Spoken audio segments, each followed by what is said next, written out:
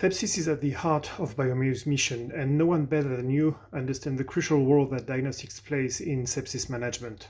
Together, let's reveal the true power of diagnostics to save life while fighting against antimicrobial resistance.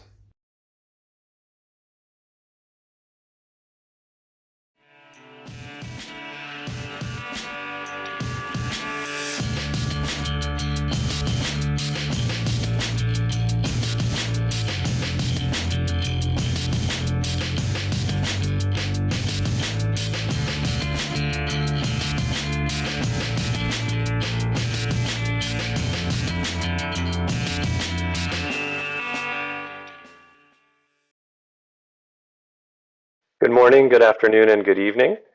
My name is Farhad Imam. I'm a Senior Program Officer at the Bill and Melinda Gates Foundation, and I would like to welcome you to session 12 today of the World Sepsis Congress.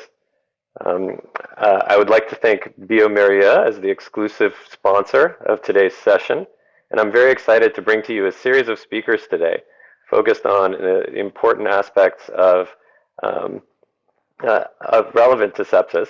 And I think that we have a series of talks that are going to be quite interesting that deal with advanced methods for pathogen detection, as well as strategies to fight against antimicrobial resistance. Our first talk will be from Dr. Evgeny Idelevich, who's a professor of clinical microbiology at the French Loeffler Institute of Medical Microbiology. His research mainly involves development of novel diagnostic approaches, particularly in the field of sepsis, and he has suggested novel methods for rapid identification and susceptibility testing of pathogens in septic patients. We look forward to your talk, Evgeny. Please go ahead, and we look forward to hearing from your speech today. Hello, everybody, and thank you very much, Farhad, for introduction, and thank you very much also to organizers for inviting me to speak today about how to improve and how to accelerate the microbiological diagnostics of sepsis. I would like to start here, and in the last decade, several methods appeared which allow us to considerably accelerate microbiological diagnostics of sepsis, and this rapid methods can be applied on different stages of the process of blood culture diagnostics. And due to very short time, only 10 minutes per talk, I will not be able to go into detail with all of these methods. What I want to say here is that as we were asked by our microbiological society to define what is currently standard or state of the art in microbiological diagnostics of sepsis, after we performed the literature review, we defined that species identification should nowadays be available on the same day of blood culture positivity, because it is currently possible with the methods we have. And also for antimicrobial susceptibility testing, the finding should be available at latest on the next day after blood culture positivity, again, because it is now possible with affordable methods. And how does it look like in the real life? Couple of years ago, we performed online survey on practices of blood culture diagnostics in Europe, and 209 laboratories in 25 European countries participated. And we saw that 2/3 of all laboratories did apply rapid technologies, for example, rapid identification or rapid antimicrobial susceptibility testing, or at least something. And 1/3 of laboratories didn't do that, so they only used classical processing methods. Due to limited time, from now on, I would like to focus on one issue, which is, to my opinion, extremely important in blood culture diagnostics. And I would like to start with a story about this study, which we performed several years ago. It was a study on, it was the first randomized controlled study on multiplex PCR diagnostics from whole blood, so multiplex PCR pathogen identification from whole blood. And indeed, we saw some effect. We were able to adjust the therapy earlier in the group where we did this test. But on the other hand, what we also saw in that study, and what is nowadays even more interesting as a finding of that study, is that the time from blood sampling to the time to the arrival in the laboratory was very high, with about 13 hours, while the test itself took less than 6 hours. So we were quite a bit shocked about that, and went to the literature to see if it is a specific problem of our hospital, or maybe also the problem, a general problem. And indeed, there are some studies which show that very similar times from blood sampling to the arrival in the laboratory. And then we tried to find the reason for that, and we found that actually the most important reason is that the laboratories are not open. The most of laboratories are not open in the evening and in the night. So the most important reason is the laboratory opening hours. And if you don't accept samples in the evening and in the night, and if the sample is taken like at 7 p.m., so it will be only possible to start the incubation of blood cultures in the next morning. Therefore, we now more and more use this term microbiologistics. That is a word which I learned from Martin Sundqvist from Sweden, and it means actually that optimization of organizational issues may be more important than the introduction of different sophisticated and expensive devices or techniques. The second critical point in the blood culture diagnostics is when the blood culture bottle becomes positive. You can you have an alarm, which is acoustic and optical alarm. And again, if this alarm happens at 7 p.m. and nobody in the lab to process the sample, so you cannot transfer this information to clinicians. You cannot say what is in this positive blood culture. You cannot even say that there is a positive blood culture. And again, we speak here about the importance of microbiologistics. Interestingly, there is a quite old paper, already 25 years old. It was at the time of introduction of continuously monitoring automated systems.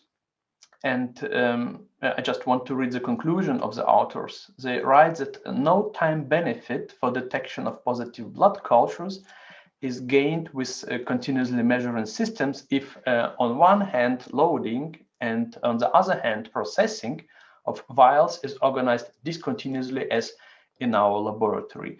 And the problem is that it's still the case. This discontinuous processing of samples still the problem in many laboratories.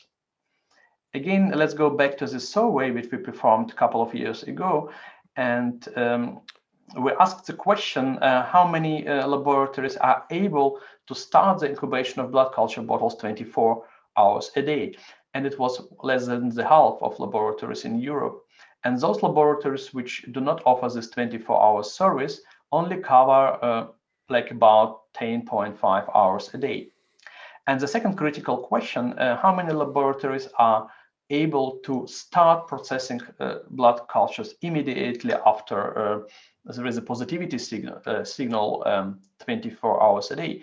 And we have to say here that 87% of laboratories are not able to do that. So that we had to make a conclusion in this paper that laboratories have started to implement novel technologies for rapid identification and AST, but progress is severely compromised by limited operating hours, so that current practice of blood culture diagnostics in Europe complies only partly with the requirements for optimal sepsis or BSI management. There is now an initiative to try to change this situation, and this is an initiative between intensive care clinicians and microbiologists, and this is definitely not easy because the issue is financial and strategical and political issue. And the first activity we want to start with is to increase visibility of this problem, to make a study to track blood culture bottles, to exactly show the way of a bottle, and because we suspect that this so-called dead times of diagnostics, which are not used for real diagnostic, maybe even longer than the time which we need for productive diagnostics, like for growth of microorganisms. I would like to conclude. Classical 72 hours blood culture diagnostics does not meet the requirements of modern sepsis management. There is a lot of realistic possibilities, meanwhile, for acceleration of diagnostics. Organizational aspects should be optimized. For example, sample transportation and laboratory opening hours. And the most important message I want to convey today is that the implementation of 24/7 microbiological diagnostics is the highest priority if we want to improve the management of septic patients. Thank you very much for your attention. Thank you, Evgeny. I wanted to start with some questions from the audience. So, in terms of the techniques that you've identified, and some of these concerns about blood cultures and the efficiency, how do you see these mapping over to any of the systems issues in terms of access to and rapidity of blood culture in other low resource settings? That's an interesting point. So you see that the most important issue or point I wanted to speak today about is not about the technical side, but about the organizational aspects. And what we can see is that these organizational aspects are by far not optimal in industrial countries like in Europe. That is what we saw in this survey. I cited, and I guess in low-income countries it will be not better, but it's the situation is actually dramatic enough also in industrial countries. That is an interesting point, yeah. And on the other hand, I would say that is some sort of hope for countries which cannot afford a lot of expensive devices, yeah, because we see that you can do a lot for sepsis management by just optimizing organizational aspects. And of course, you can do that in every country. Oh, great, thank you. So, one other question in terms of resistance. Any recommendations in terms of identification of bacteria that are resistant? Any advice for quicker ways to basically identify resistant strains? Right. Important issue. So we have, meanwhile, quite a high amount of sophisticated systems for early identification of resistance markers. They can be based on genetic markers like multiplex PCR systems, which is again quite or cannot be affordable for everybody, I would say. Yeah. And again here, it is possible to improve the diagnostics by quite simple measures. Yeah, like there is a lot of methodologies which can allow you to start antimicrobial susceptibility testing or resistance detection, not from major colonies on the next day, which is the classical procedure. So we are classically wait for this major grown colonies until next day, and only then we start to inoculate them in our system so that we have the result on the day, on the next day, right?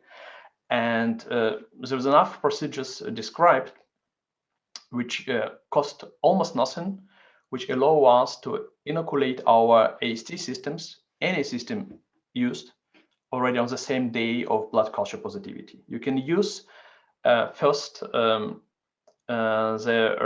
shot cultures on solid medium. Actually, only few hours are enough to have so much biomass on the plate so that you can do standardized inoculum and inoculate it in your systems, any system you use. On the other side, you can also do direct processing like lysocentrifugation to come to the bacterial pellet and to inoculate that. So I would say that with almost zero investment, you can just accelerate the resistance detection or susceptibility detection by 1 day. Great. Well, thank you so much, Dr. Idelevich, for helping us think about how to be more efficient with time to results on blood cultures. I would next like to welcome our next speaker, Dr. Holger Rohde, from the University Hospital of Hamburg in Germany. He's going to be speaking to us about point-of-care pathogen identification to attempt to fight overuse of antibiotics. Dr. Rohde is a medical microbiologist and holds a professorship in molecular microbiology at the Institute for Medical Microbiology, Virology, and Hygiene at Hamburg-Eppendorf.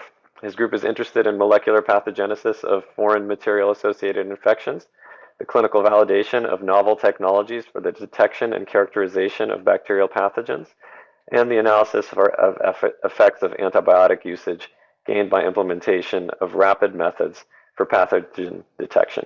Dr. Rohde, the floor is yours. Okay, dear Farhad, thank you very much for introducing me.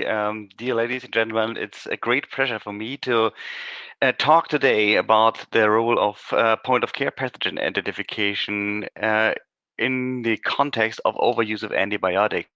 And I think it is quite important to, if we want to appreciate the potential that we have in using these kind of techniques to find the overuse of antibiotics, it is very important to see that empirism is a basic concept in infectious disease treatment. So we choose antibiotics driven by empiric decisions. And this is certainly to some extent necessary. But on the other hand, I think it is very important to understand that diagnostic errors occurring subsequently lead to inappropriate antimicrobial use. And these diagnostic errors depend on the inability to identify the pathogen or to identify the pathogen too late in the workup of our septic patients. And the results of these diagnostic errors and the inappropriate antimicrobial use is, for example, an overuse of carbapenems, and these are associated with the novel emergence of carbapenem resistance. And another example it comes from the Staphylococcus aureus field in therapy, where we can see that the overuse of glycopeptides may cause harm given the fact that glycopeptides are inappropriate for methicillin susceptible as aureus infections. So there is certainly a need to identify the pathogen, and this needs to be done quickly and precise to allow for early targeted therapy, and that might help us to avoid unnecessary broad spectrum coverage of pathogens. So what can microbiology do in this context? So we have seen a couple of novel techniques over the past couple of years. Mass spectrometry and next generation sequencing are quite interesting methods, but they demand a high amount of invest. So these techniques are very expensive, and they can only be provided by centralized labs. But if we look at, for example, molecular testing, we see that these methods have become commercially available, and they are integrated multiplex formats available. What does that mean, and what does this cause with our way how we treat and how we process, for example, positive blood cultures in the lab? So the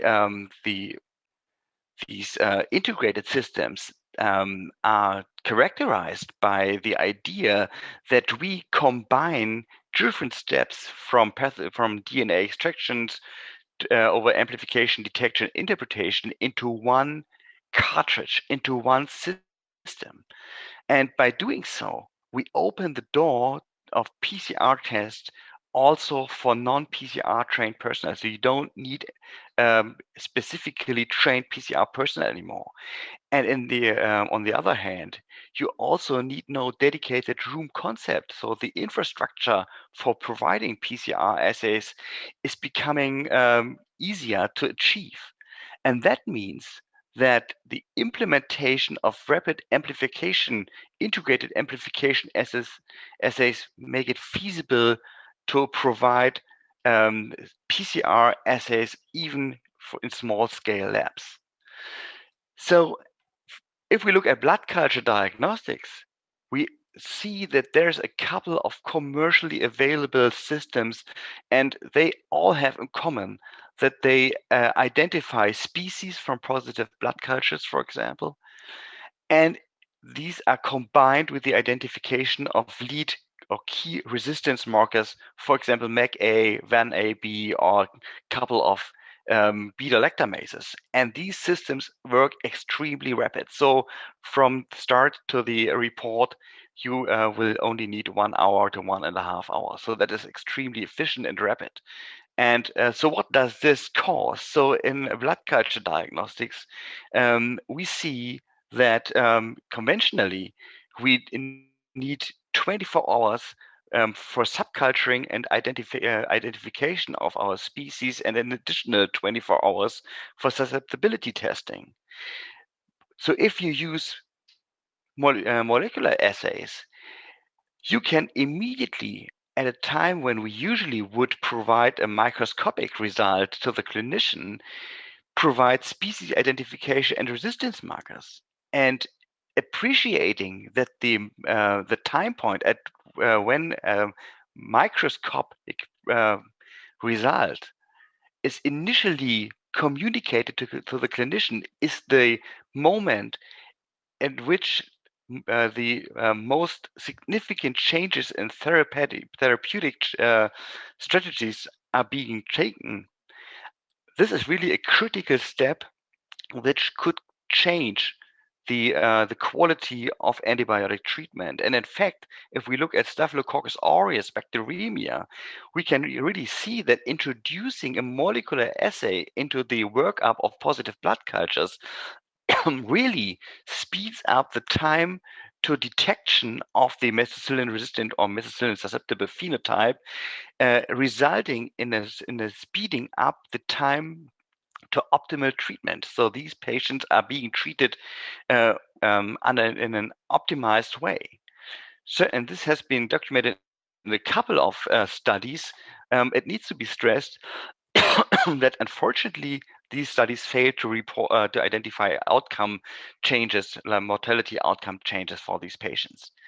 This has been achieved in the gram-negative field, where we can see that rapid identification and susceptibility prediction using PCR assays really can lower the 30-day and 60-day all-cause mortality in sepsis patients. So this result has not been reproduced by others, but what is consistently seen in all these studies is that you can use these rapid tests to accelerate time to optimal therapy. Importantly, it is not enough to only install these machines. You need communication. So the result alone is not able to change the way we treat patients. We need appropriate communication of these results to the clinician, for example, via antibiotic stewardship teams. And this has been consistently shown in different studies. And there's a very nice meta-analysis looking at the effect of rapid blood culture diagnostics using PCR or MALDI-TOF techniques. And these authors, they found that in fact you can reduce the mortality in sepsis by rapid diagnostic assays, but it is absolutely necessary to combine these tests with antibiotic stewardship programs. So that is indicating that these methods are not standalone methods, but they need to be integrated into diagnostic frameworks, looking not only at the lab, but also looking at all the other steps that need to be undertaken on the way to the result.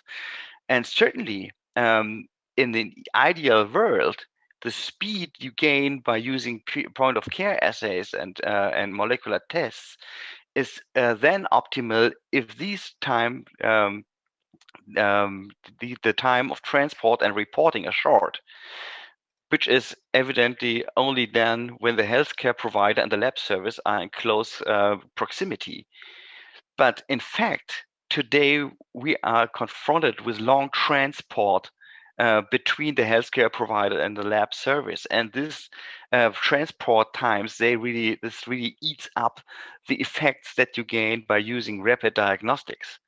So how can point of care assays help in this situation? I think this is an additional benefit of these integrated lab systems, that you can bring the lab back to the healthcare provider. By using these integrated systems, you can think about installing satellite point of care labs, even in smaller hospitals. And these labs will only provide these key diagnostics which are necessary for rapid for example, sepsis workup, blood culture workup.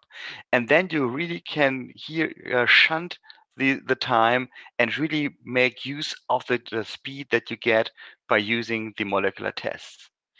To summarize, so the reduction of unnecessary broad spectrum antibiotics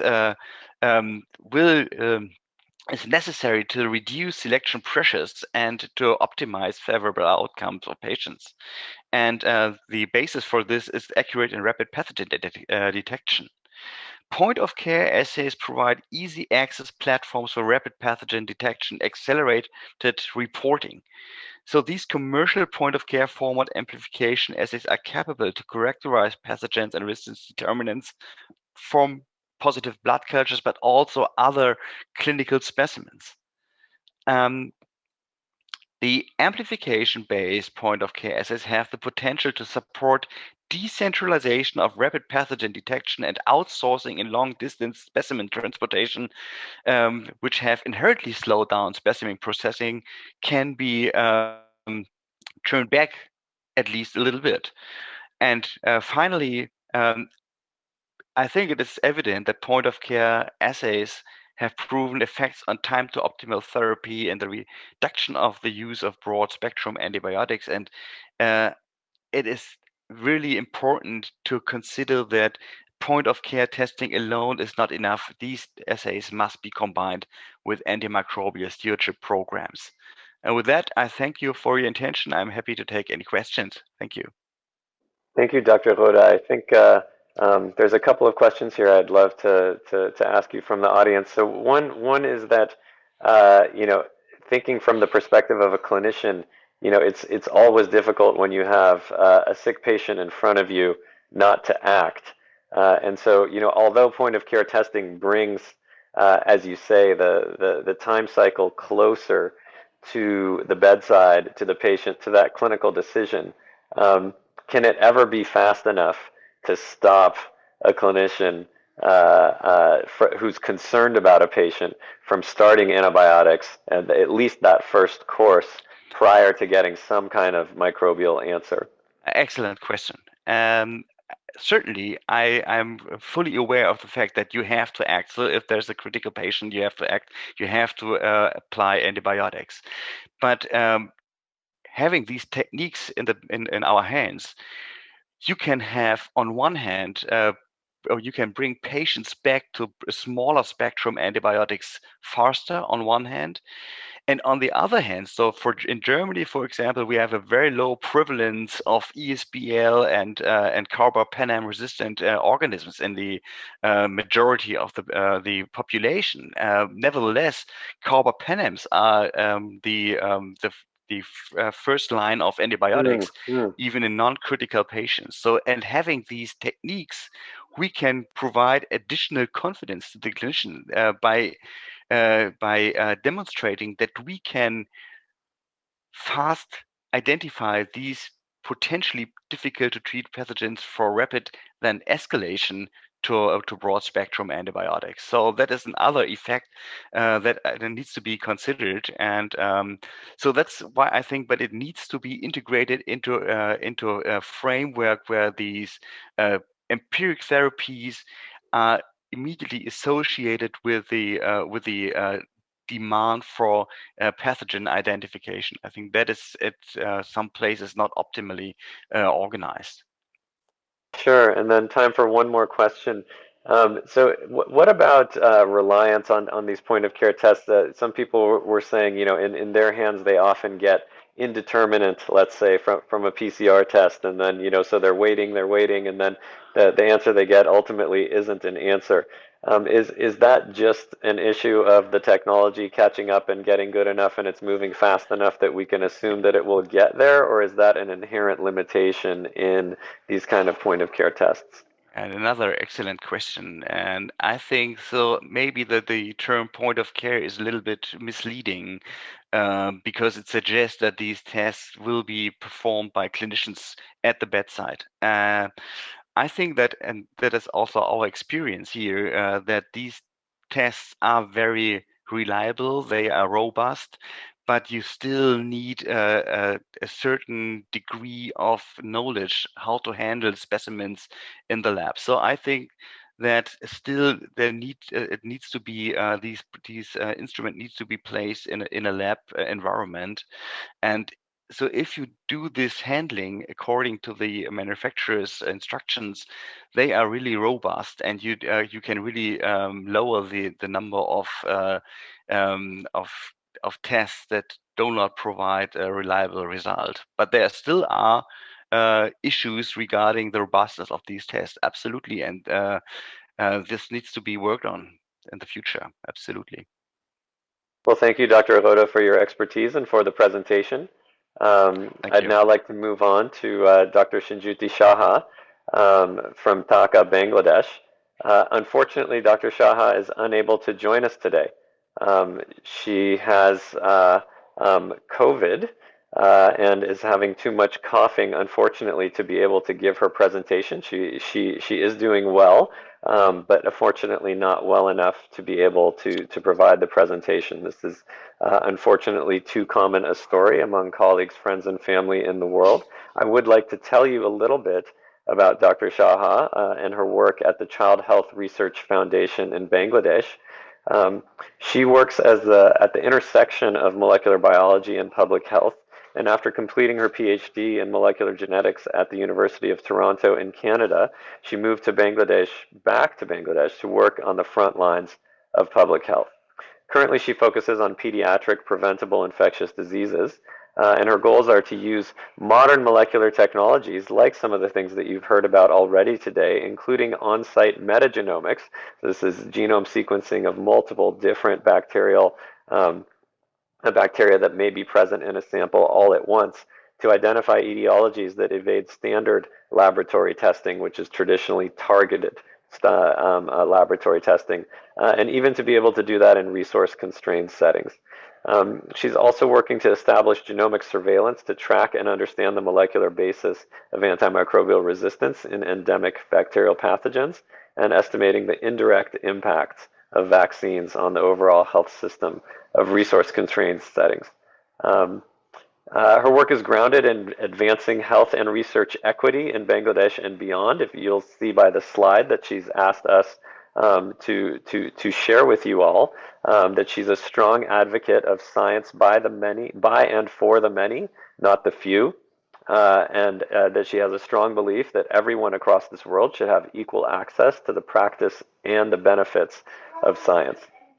She is a member of the Polio Transition Independent Monitoring Board and of the Global Polio Eradication Initiative, a Gates goalkeeper of Sustainable Development Goals, and an associate editor of BMJ Global Health. She is also a grantee of the Bill and Melinda Gates Foundation and a close collaborator and friend of mine. So collectively, we can wish Senjuti the best for her recovery, thank her for her groundbreaking work.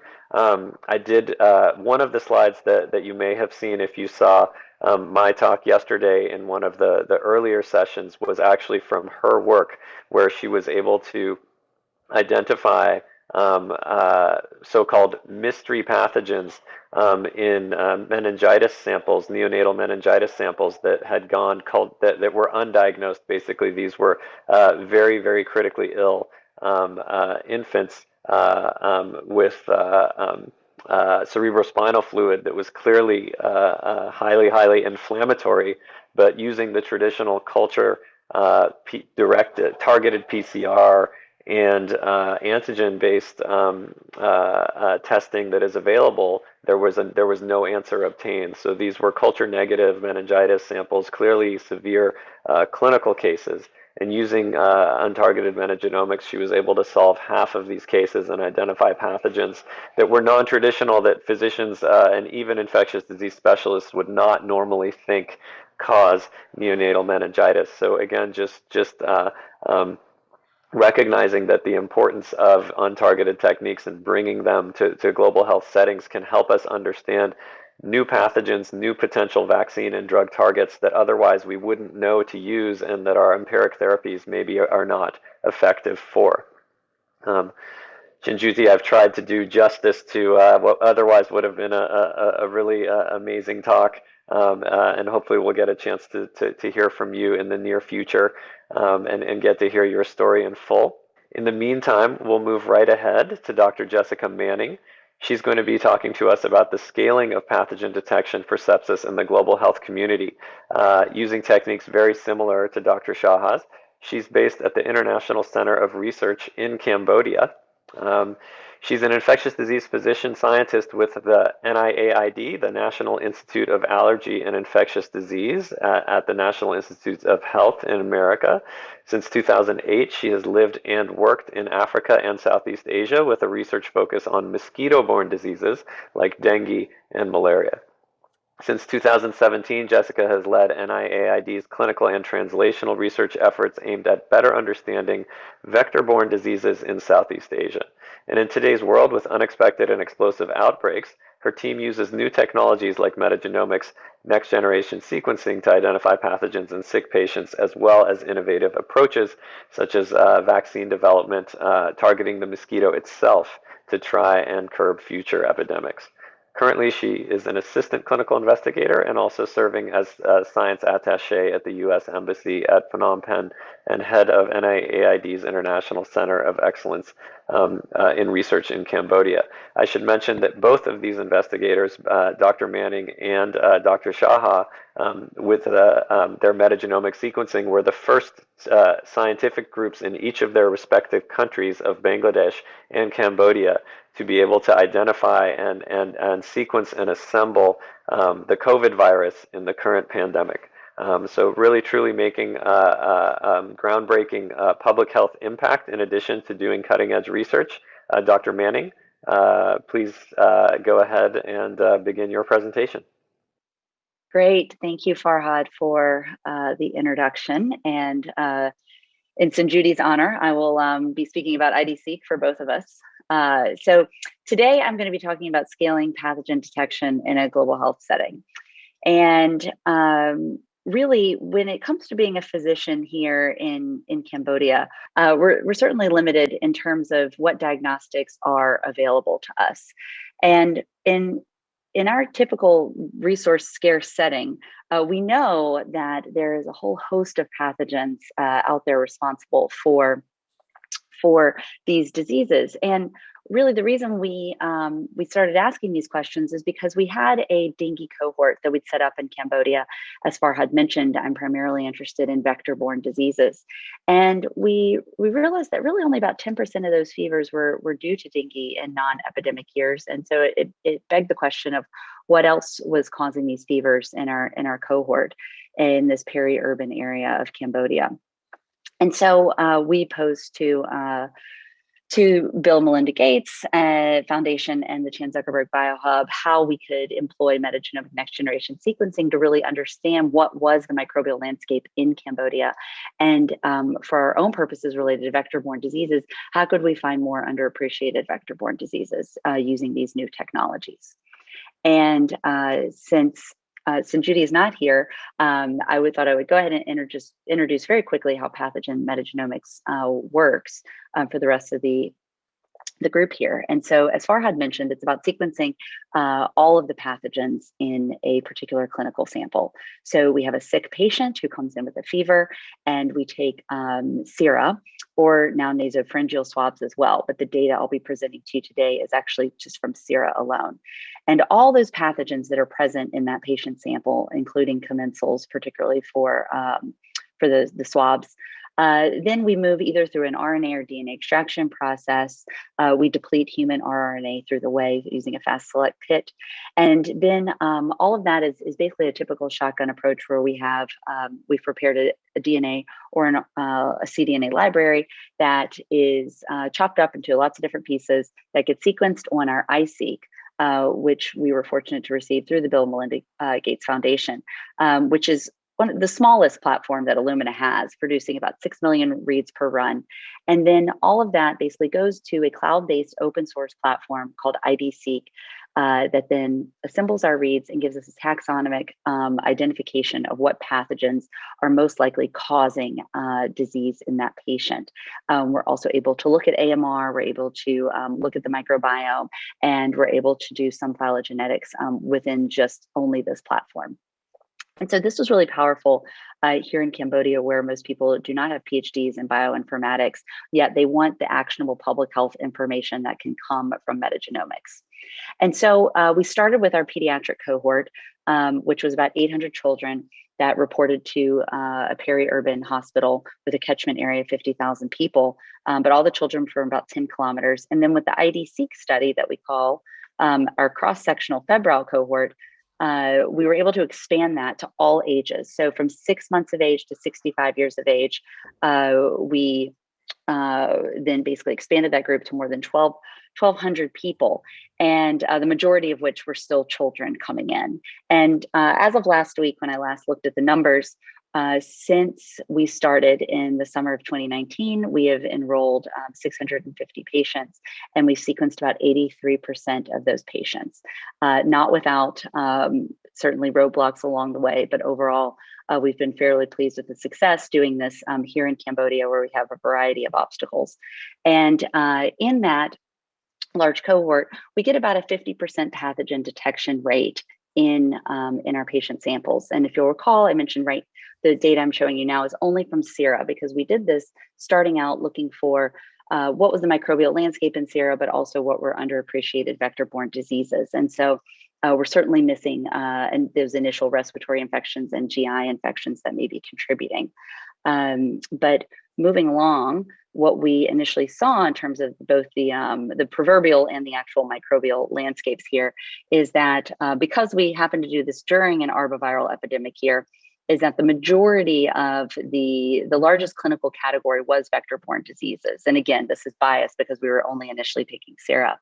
But dengue is a very important source of morbidity, less so mortality here in Cambodia. But we were interested in also finding these other rickettsial type diseases, Orentia and various rickettses, so that we could better understand how to develop targeted diagnostics for them, because oftentimes they're overlooked and not treated as such. In terms of systemic viral illnesses, we have a kind of a variety of a hodgepodge. And then, as I mentioned at the top, less so on gastrointestinal and respiratory diseases.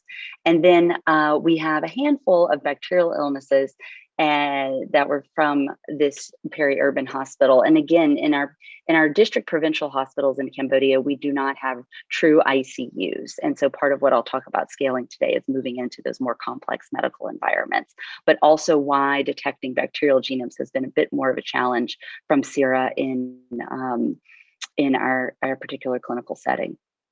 And so what I thought I would focus on would just be 2 quick clinical vignettes of what is the impact of an agnostic approach by not really thinking about which pathogen you're targeting. And as you can see here, this is a picture of the hospital where we have our sign hanging that says "Got a fever" in Khmer, and our neonatal ward, and then our hospital lab. And so the first case that really illustrates the beauty of metagenomics is an 8-year-old girl who had come in fairly sick with a fever, and it was an open-close case of dengue. Her rapid test was positive, her PCR was positive, and because we had enrolled her into the metagenomics study, she also, when we sequenced her sample, had a beautiful fully assembled dengue 1 genome. However, when we took a little bit of a deeper look, we were looking at various snippets that were aligning to HIV, particularly a Vietnamese reference genome. And ironically, she's actually of Vietnamese descent. And it wasn't clear to us at first because these were very small portions of the genome that were covered. But as we began to put it together, we could see that we had more than 60% of the HIV genome detectable. And therefore, we went back without wanting to cause undue alarm to the parents and asked to be able to do these additional tests, these additional serologies, and ultimately diagnosed the 8-year-old, the mother, and the 2-year-old sister as well with HIV. And so they're all now on antiretrovirals and are doing well. And so I like to think of this as a case of preventing what could have been much worse down the road.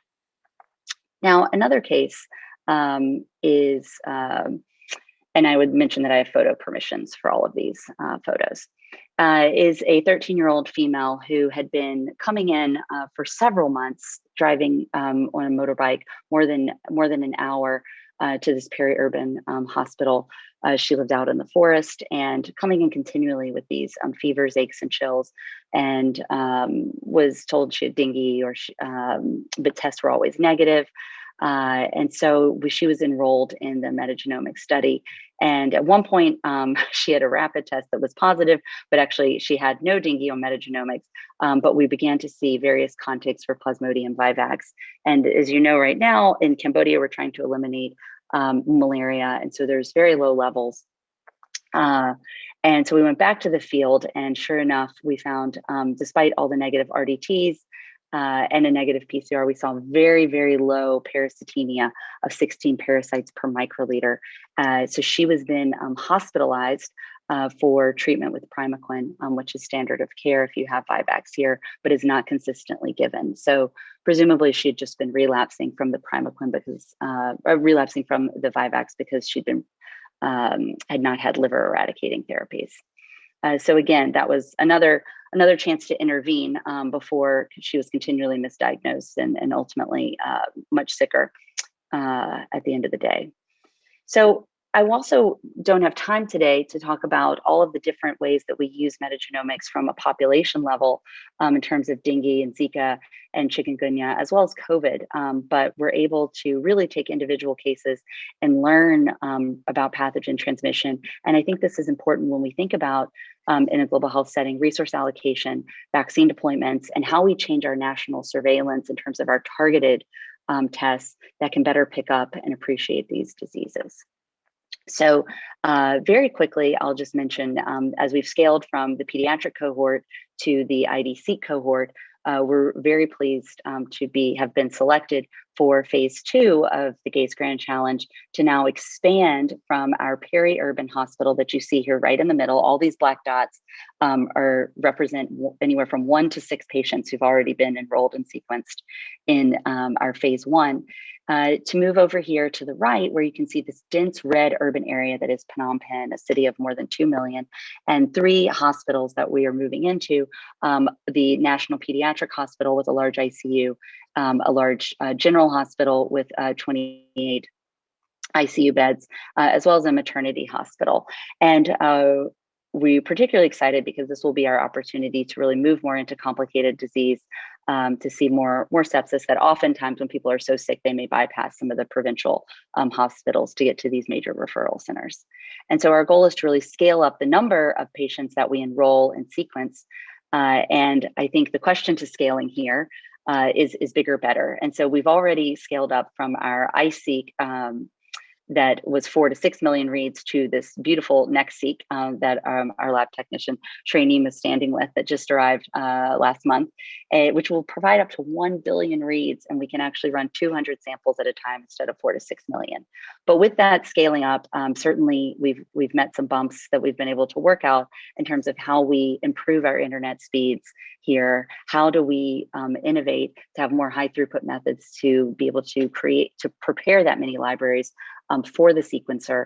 And so we have a combination of manual and semi-automation and also some various pooling schemes to make sure that we're maintaining quality as we scale up our numbers. And then from a data management, and then also, as you saw from the map I just showed, every patient is geotagged. And so we've also been, we started by dropping GPS points at every single person's house, which was not sustainable. And now we use people's smartphones in order to pull geotags with their consent.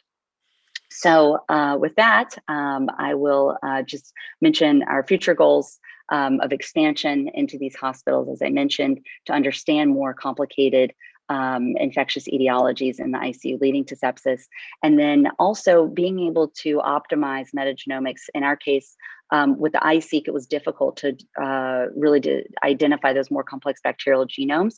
The iSeq was excellent for viruses. So we're looking forward to using our new NextSeq that I just showed in order to really understand the bacterial drivers in the ICUs, and then the addition of nasopharyngeal swabs, as well as our goal enrollment of 4,000 patients by the end of 2024.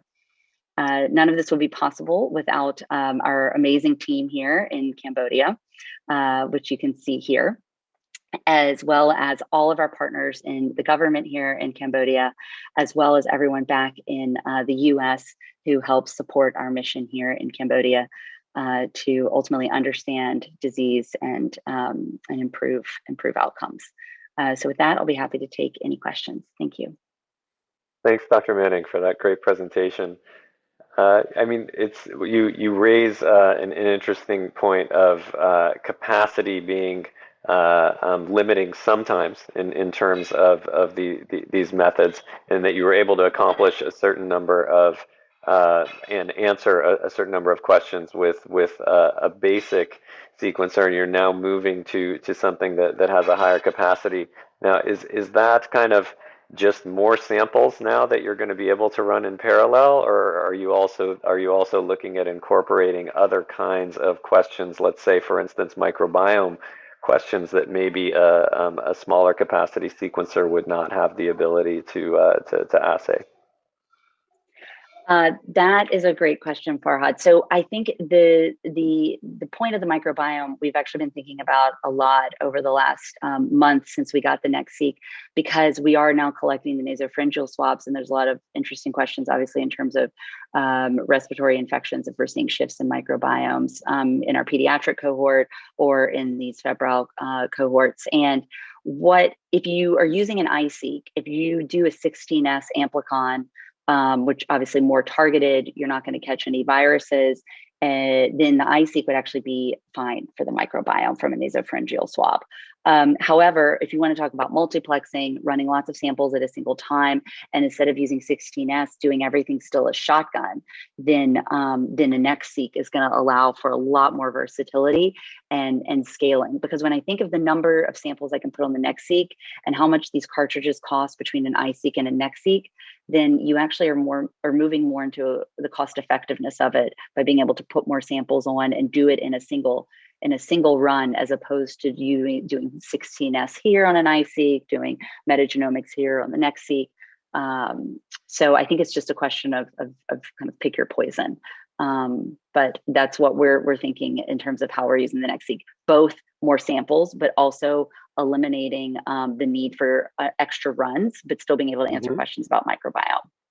No, great insights, and we look forward to your group kind of leading the way with some of these efficiency questions, just in terms of platforms and systems.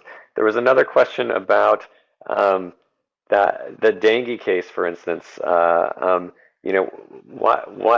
much are we missing kind of from what we think are routine diagnoses, right? You had an example of somebody that had, as you said, I think, open and shut case, or very, very obvious case of one pathogen, happened to get enrolled in the metagenomics program. I can't remember exactly why that was that's just kind of random sampling, or there was another question about that patient, and then you ended up finding the HIV. How much do you think we're actually missing just in our routine practice, where we get one answer and then we stop because we think that's the only and sufficient answer?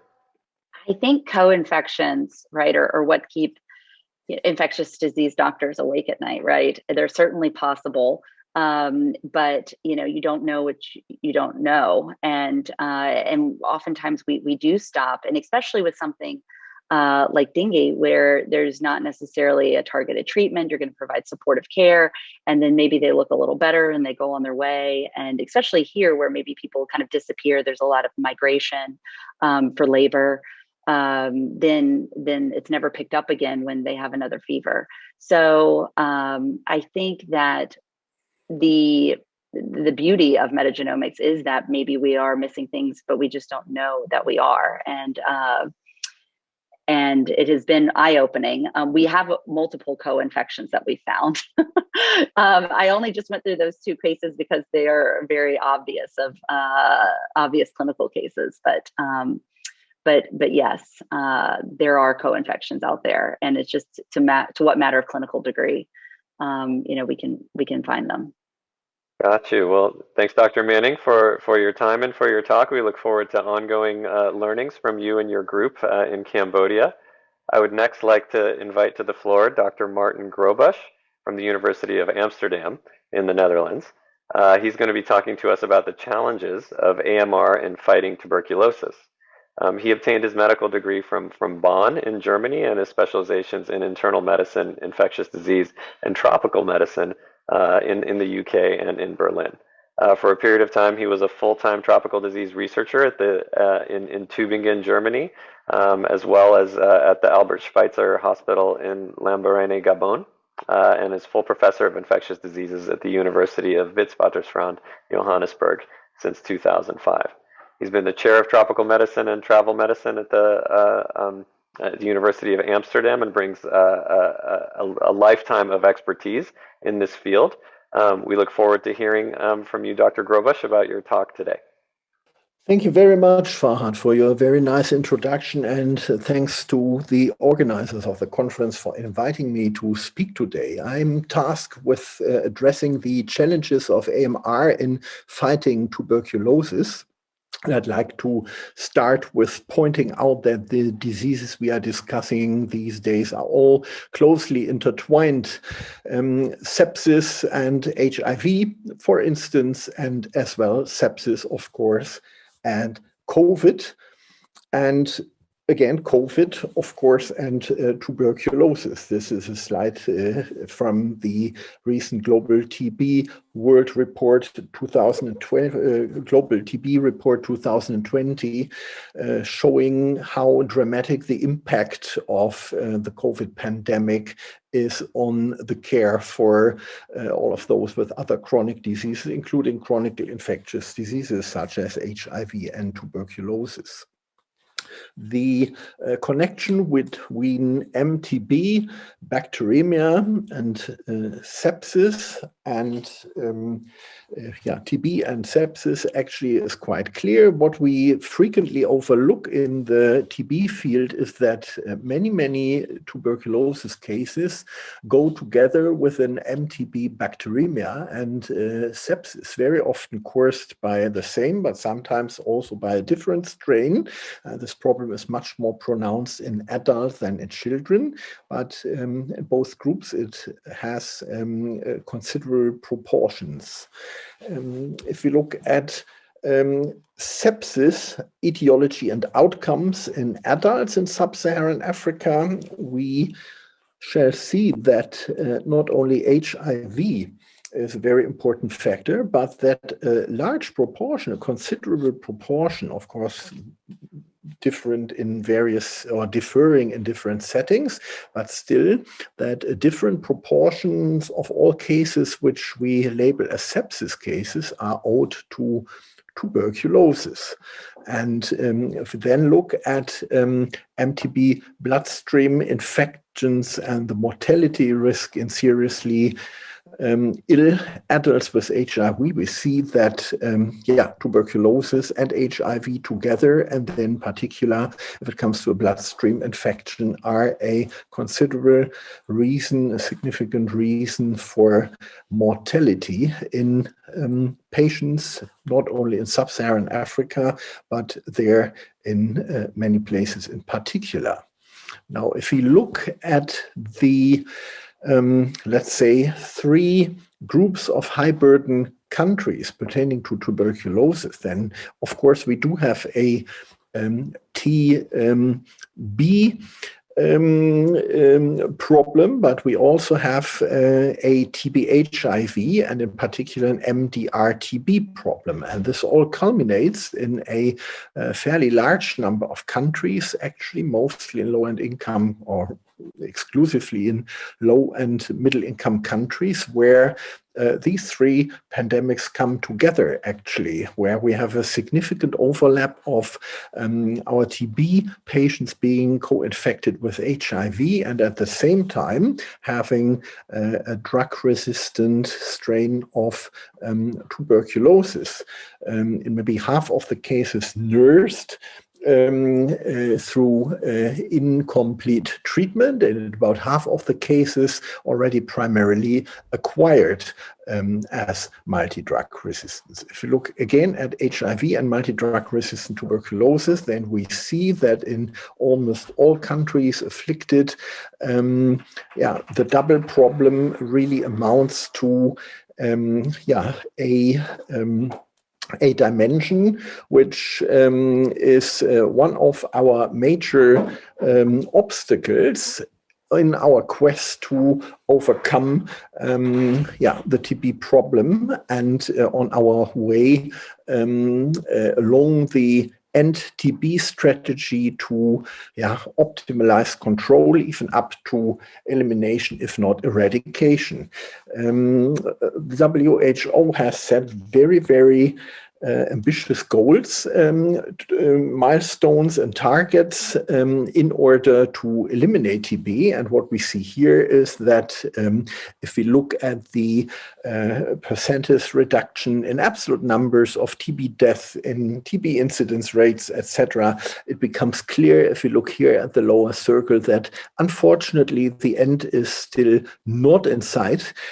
We are way off our targets. On the other hand, we must say that significant progress has been made to tackle all those problems. What's the global health situation? If we look at the estimated TB incident rates, figures from 2020, depicting data from 2019, we see that unfortunately sub-Saharan Africa, parts of East Asia and South America are in the focus, together with parts of Southeast Asia are in the focus of the problem of tuberculosis.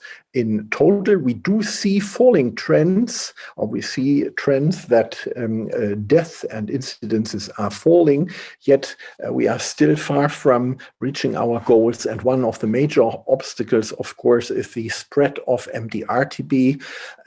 As I said before, half of the cases, almost half of the new cases are already primarily acquired as multi-drug resistance or resistant even to a higher degree, which would be extremely resistant TB, thus being defined as not only resistance against the 2 backbone drugs, INH and rifampicin, which determine multi-resistance, but also to the fluoroquinolones, which would determine extensively drug-resistant TB. And the other half is TB cases which start started off maybe as fully susceptible TB, and then due to obstacles in treatment, improper treatment, due to various factors, including a poor choice of drug, the need to cessate, to stop drug treatment due to adverse effects. Actually, this all contributes to MDR-TB being a major problem in pulmonary, extrapulmonary, including bloodstream infection, TB.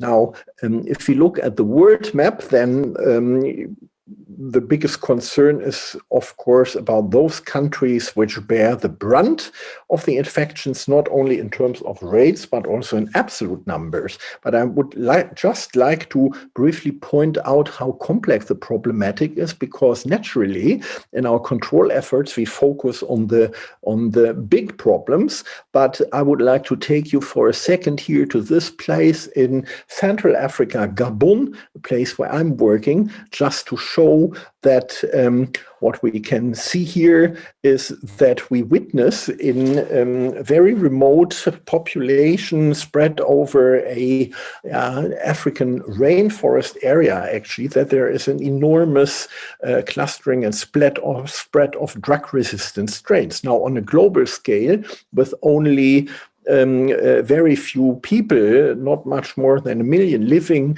in a big area, actually, this might not be a big problem. But I would like to point out that it is well a problem that we do have many areas in the world where MDR and extensively drug-resistant tuberculosis is spreading almost uncontrolled, which is reflected here in the treatment outcomes graph figure, where we can see that not much more than 50% or maximally 65% of all patients with MDR-TB and higher degrees of resistance are appropriately treated with a positive outcome in terms of clinical cure, actually. Now, there are many reasons for this. One of the main reasons is that the treatment which we have to administer to MDR-TB patients is excessively long, and until very recently, up to 20 months of treatment would have been the standard. Now, over the past couple of years, an enormous effort to come up with novel therapies, novel drugs, actually novel compounds, but also novel combinations has proven to be a game changer here. This is a summary slide of the current treatment recommendations, and what we can see here is actually that with regard to first-line treatment of drug-resistant tuberculosis, we have moved away from using, or we are for the first time in a privileged situation to be able to move away from injectables, actually. And injectables are a major problem, a major obstacle with regard to adverse event profiles, and also with regard to compliance and adherence in patients, because if you are dependent on many, many months of regular intramuscular injections, this is a major obstacle towards the accomplishment of treatment. Now, it's impossible to go into all details here, but I just quickly like to say that, with these novel regimens, we are able, in at least a particular group, and bloodstream infections wouldn't fall into this category, to shorten our regimens quite dramatically, actually. And as we can see here, there is an enormous wealth of still ongoing attempts to further optimize our treatments, of course, not only for drug-resistant TB, but also to shorten therapies for drug-sensitive TB. And the progress which has been made is immense and will certainly contribute to further improvements in the care and the addressing of the problem of multi-drug resistance. Of course, therapy is fine, but before we administer the right therapy, we need to come to a diagnosis. And of course, there is still a big role for a clinical judgment, for basic mycobacteriological techniques, but increasingly, of course, molecular methods, and it's impossible to go into detail here, let alone to address all these various points here, but we are moving rapidly on a global scale towards applying even more sophisticated and field applicable methods to diagnose and characterize drug sensitive and drug resistant strains. Now, this is all so far so good, but I'd like to point out that a major obstacle, and that applies also to many facets of sepsis care and others, also to COVID, that the human factor and very basic things such as addressing administrative problems, such as finding a way around organizational problems, such as identifying patients early, allotting them to a place where they can be safely treated, etc., that those are still major obstacles for us to come very close to what we are hoping for, which is personalized precision medicine to address tuberculosis and its interface with other diseases, which not only in high-income countries should help us by identifying tailor-made treatment regimes supported by reliable biomarker profiles, which will aid us and guide us through readjusting the therapy through the course of the therapy until a positive outcome in terms of clinical cure. And unfortunately, we are still quite a bit away from this, but major progress has been made, and much what applies to TB and the AMR problem in TB certainly applies to sepsis as a whole as well. And with this, I'd like to conclude, and I'd like to thank you for your attention. Thank you, Dr. Grobusch, for this presentation. You raise this very interesting intersection with TB, HIV, even COVID, as you mentioned. This has been such a challenging disease to study and to try and treat. There's a question about your statement on the potential to shorten regimens for resistant and for sensitive TB.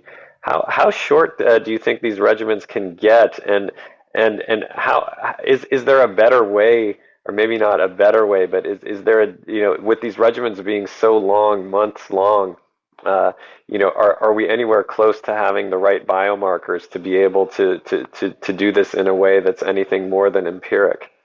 Well, we could spend 2 or 3 days discussing the state of the art of biomarker identification. The short answer is that unfortunately we are not there yet, actually, and still a lot of research has to be invested. The question is whether, the biomarker issue is one thing. I think a lot of progress has been made in identifying and characterizing strains. I think the major progress would be on the front of individualizing therapy based on individual patients' response, which of course should be measured by biomarkers, but also more access to state-of-the-art pharmacokinetic techniques could make a difference. We see that this becomes achievable and is even cost-effective in high-end settings, such as some of the European or North American treatment centers. We are still quite far away from having the opportunity to apply that broadly in the field in many low and middle income settings. But I would expect that there will be certainly progress towards biomarker identification over the next years. But I would like to remind us that we spend already almost as much of time, money, and energy into identifying the optimal biomarkers as we do into the next generation of TB vaccines. So it is a difficult field, actually. Yes, well, thank you for your continued effort at this very difficult problem, as you say. Another question from the audience was with respect to latent TB and its impact on COVID. How much of COVID severity that we're seeing do you think is complicated by subclinical TB? Yeah, I would personally say that if we are really talking about latent tuberculosis, subclinical TB might be a different kettle of fish, but really latent tuberculosis, I would reckon that the influence is fairly limited, actually, because if it's latent, it's immunologically non-active, actually. So to that end, I would reckon that the influence is limited. We have, of course, TB and immunology against TB, also immunology against TB vaccines gave rise to a lot of question whether, for example, BCG vaccination would protect against COVID.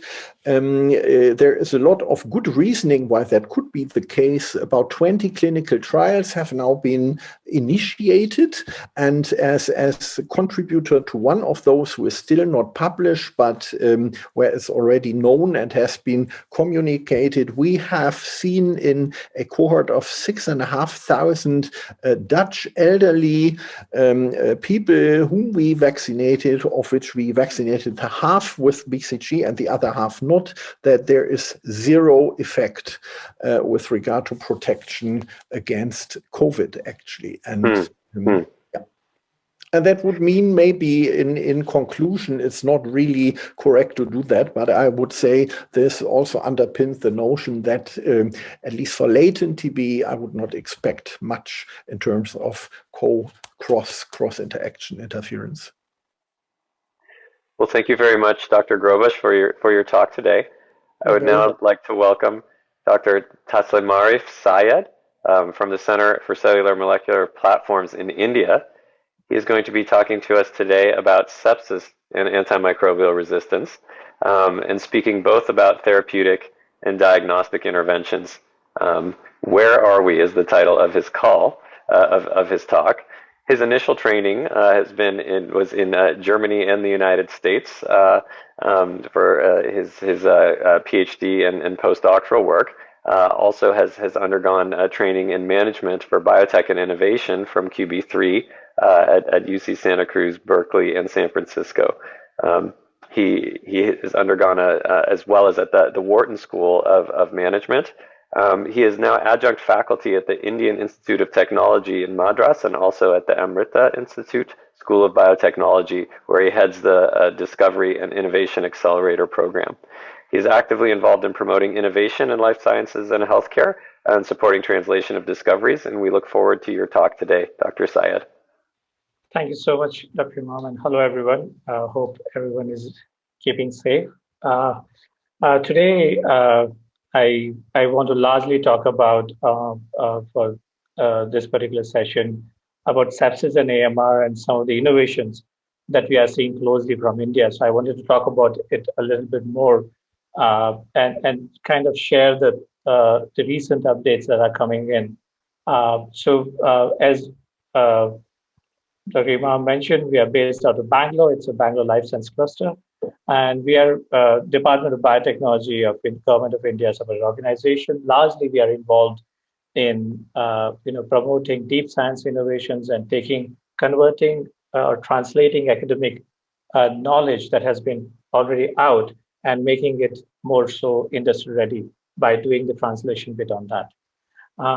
There are 3 organizations and the campus of around 1,800 people. altogether. And we are based at Bangalore city in India.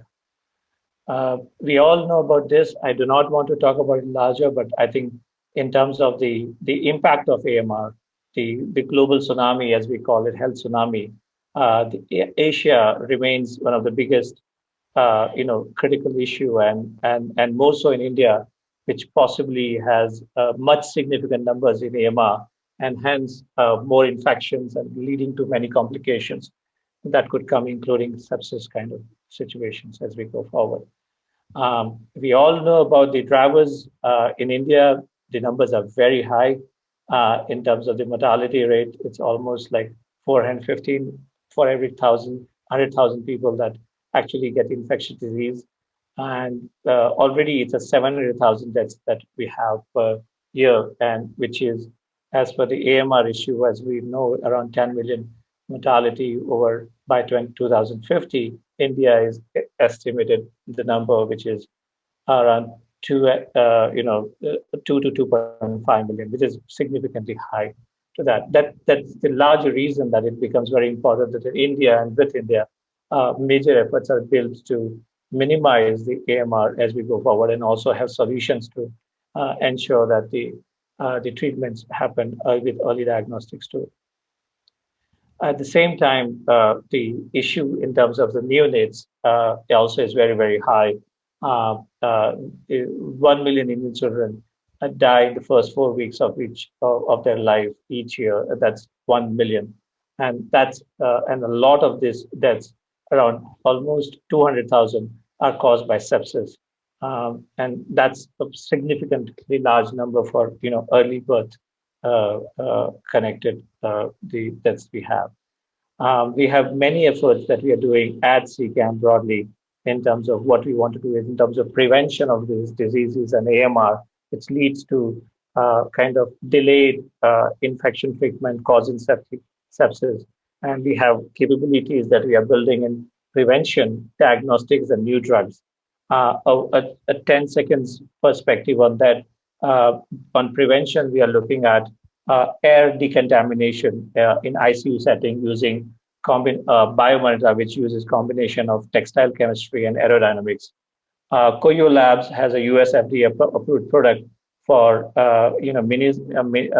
kind of preventing ventilator associated pneumonia, which happens on the ventilated patients through a secretion system that actually takes care of the secondary infections, and the biofilm work, prevention work that happens to Dr. Prashant. Something that I'll talk more about today later on is SpotSense, which does for neonates early companion diagnostics with a very smart technology for testing the cytokines and other biomarkers early on, even for neonates. Module Innovation, which does point of care diagnostics potentially in 30 minutes, at least for urinary infections, and Rapidex, which is attempting to do the antibiogram or AST, antibiotic susceptibility test, in 5 to 6 hours for at least to begin with urinary infections. New drugs, both are CARB-X funded. So we have among these 3 are CARB-X funded attempts. In addition to Module, Bugworks is doing new antibiotic using completely a new system to escape the bacterial evasion, or prevent the bacterial evasion, and they are towards getting into clinical trials very soon. And Gangajan uses bacteriophages as a approach, and they have been recently funded by CARB-X. So while these attempts happen, we all know that and I wouldn't talk about it, I'll skip the slide, but we all know that this load of AMR leads to a very high number in terms of the sepsis, and many in countries like India, many deaths happen because of infections, but they're not many times they're even identified as sepsis. They're possibly identified as infection deaths, but the mechanism that actually takes a person down has been around septicemia and sepsis in a way. Some of the work that I wanted to possibly, there are several attempts in terms of sepsis we all know which are happening. Many people have worked on the TLR antagonist, and there have been attempts to build small molecules to do that. both either as a small molecule or a MABs. There haven't been really a good pipeline to attempt that, and hence that demands continuous work to see if something can be done to minimize the damage during the sepsis, and also so that there could be a specific precision antibiotic therapy, target antibiotic therapy that could actually take care of the infection and this higher survival rate in sepsis. One of the work that I wanted to present is that the lab at CCAM actually has developed a nature-derived immunomodulatory protein called as DIASEP1, which improves the post-sepsis survival rate, where a single intraperitoneal dose we have seen in the CLP model of polymicrobial CLP model, and as well as the viral sepsis, has actually given the very high efficacy, which I'll show you in the next slides and so on. The mechanism of action has been also through its activity, not necessarily the antagonist activity, but rather a combined activity at TLR2 and TLR4 specific one through NF-kappa B and AP1 dependent manner. And the particular protein is a scalable, has a scalable protection, and the early data in the in vitro and in vivo studies do not show general toxicity. The patent has been filed for that. Quickly to talk about the data, to begin with the in vitro data, this is the HEC-Blue assay, which allows you to understand the pathways that it works with. And here you can see the activation that it leads to rather than, so it's a very interesting approach in terms of timing rather than, toning down the inflammation. It actually, it's a very, the current thesis in sepsis emerges that there is a wave or a kind of a wave-like movement in terms of immune markers, and there's a time that actually requires activation, and this is where this particular molecule comes into picture, where it activates the marker and it's and kind of at the same time tones down the larger the cytokine storm that is coming in. So it's kind of toning down at one level and keeping the required inflammation going. And it actually clearly stimulates the secretion of cytokines in the THP1 cells, as well as you can see across IL-6, IL-10, IL-1 beta, and TNF alpha. But very importantly, in the polymicrobial sepsis, that is cecal ligation puncture, which is a gold standard for sepsis, you can clearly see that against the untreated or even antibiotic-treated mice within 15 days, we can see 80% of survival in mice compared to possibly the 20% or 10% otherwise. And this survival, we think, is crucial because during the survival is an opportunity window where a targeting antibiotic therapy could happen. So both doses were done along with antibiotics, and we believe that the time would allow specific pathogen ID and the specific antibiotic therapy for that. So this window of buying this window of time is, we believe, it's going to be crucial. It's an early stage work, definitely, and we are looking forward to take it further through GLP talks and so on to see if this can be taken forward. Similarly, in viral sepsis, as you can see in the data, again, very early data, but you can a quick study of 15 days where infection was caused early on and the intervention was done even post 4 days for influenza. What we can see clearly is that the lung health in a normal control mice, as we can see in terms of the study influenza model, infected mice with clear infiltration and so on. And the treated one, you can see much better improvement. Even within the 4 days, we can actually see. A similar thing was shown in the clinical symptoms like survival and weight loss. And you can see that the dosage allows the survival against 40% or 45% to almost 75 to 80% survival when it is a single dose. We believe, again, so while viral sepsis ranges from 5% to 10% in total sepsis, but COVID, we all know the COVID situation currently, the most fatal conditions come through the septicemia and sepsis, and that control is something is very much needed. While a lot of people are looking at many anti-inflammatory molecules, including IL-6 and so on, something like this, which allows inflammation to go on, but at the same time to tone down the cytokine storm, is an ideal target to look at. So overall, this particular molecule and another version of it, one very important thing is that over the last 3 years, we have strong candidate for this extension of survival time. And we believe this extended survival time, as we call it, as a therapeutic window of opportunity in ICU setting, could be a very good partner, or a kind of a joint treatment therapy along with a targeted antibiotic therapy. We are looking for co-development opportunities or licensing further to other companies at this point of time. I'll quickly move to therapeutic diagnostics, and we see. I'm sorry about if the quality of the slide is not that good because of the minute print that it has, but we know that the challenges that remain in that, and a lot of it, while one talks about the molecular diagnostics, to biochemistry tests, to blood chemistry tests, and the rapid bedside test and clinical symptom analysis, a lot of it is now coming to as close as point of care because of the severity, and more so for specific cases like neonates.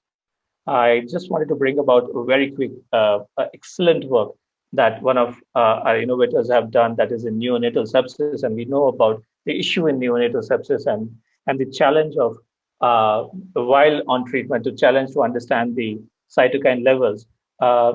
Spot Sense has actually developed capability at 2 levels to quantify the markers, the cytokine markers, in 2 forms. One on a simple strip-based assay, which they are already providing, on a saliva basis, so one doesn't need to take the heel prick from the neonate, and also saliva-based in form of the pacifier, so that you can actually put pacifier and try to assess the inflammation levels, so that you can actually understand as a companion diagnostics the treatment, the outcome, or the impact, and also understand whether there needs to be a change in terms of the treatment and so on. So this is a very exciting work. A clinical study has happened in Safdarjung Hospital in Delhi, and we are hoping that once approved with good reference data with blood and saliva, we will actually have real solid saliva-based biomarkers for the inflammation markers for now. The next work that I wanted to quickly talk about was the work on the antibiotic susceptibility test, or antibiogram. Rapidex, we all know the importance about the understanding which antibiotic to give, and to prevent AMR, also to treat people as soon as possible, more so in ICU, but also outpatient, so that they don't take broad spectrum antibiotics. So the Rapidex actually has, I do not want to this audience, I don't think I need to do it, but currently the larger challenge that happens both for inpatient and outpatient is that the time taken, around 48 hours globally, to identify the specific antibiotic to give, so that they can treat the patient appropriately. And there are ways where the disk diffusion and the other assay, while it takes significant amount of time, which delays the diagnosis, it many a times, if you're in an ICU or otherwise even in an inpatient, for somebody who's weak, it risks the life, and it definitely increases the AMR risk. So an early turnaround time and an affordable one, that too would be a significant value. Rapidex has developed a microfluidics-based approach, where in terms of to get the susceptibility directly from the clinical sample. For now, it's urine within 6 hours of sample collection, and where you can actually test it against a high number of antibiotics, and then identify the response to the antibiotics in the sample itself. And this has been tested on escape pathogens, and we are trying to take it forward in terms of further development and testing on other pathogens as well, and possibly do the broad clinical study to establish the complete relevance, which we are very confident right now and hoping to bring down by 1 hour as we optimize the technology further. We believe that hospitals will hugely benefit this because of many aspects, and of course, patient benefits will be sepsis prevention. So we are not get into septicemia while fiddling or attempting to find the right antibiotic pattern for the patient who is suddenly picked up fever inpatient and so on. Save antibiotics and associate diagnostic expenses, and of course, reduce risk of AMR, which is going to be crucial. It is also very, very important because this is affordable, can be in countries of middle income and low income countries where daily wages go on to the broad spectrum antibiotics because they have to go to work, and a same day the understanding of the antibiotic would allow physicians or the doctors to be able to give the appropriate antibiotic rather than giving them the one that would allow them to keep working while they're carrying infections and so on. So these are very important broad aspect of it. But I just wanted to largely say that this kind of infection innovations are largely responding to how we are health challenges we have. I'll conclude here, but happy to be in touch with larger community in terms about these innovations or larger efforts that are going on in India for both therapeutic as well as the diagnostic solutions. Thank you so much. Thank you, Dr. Saiyed, for this glimpse as to what would be potential products in the near future for both biomarker detection and point of care diagnosis as well as therapeutics for sepsis. We're unfortunately out of time for this session, so we're not going to be able to take any questions on Dr. Saiyed's talk, but I would like to thank you all for your time and attention today, to thank our sponsor, bioMérieux, as well as all the speakers for their presentations.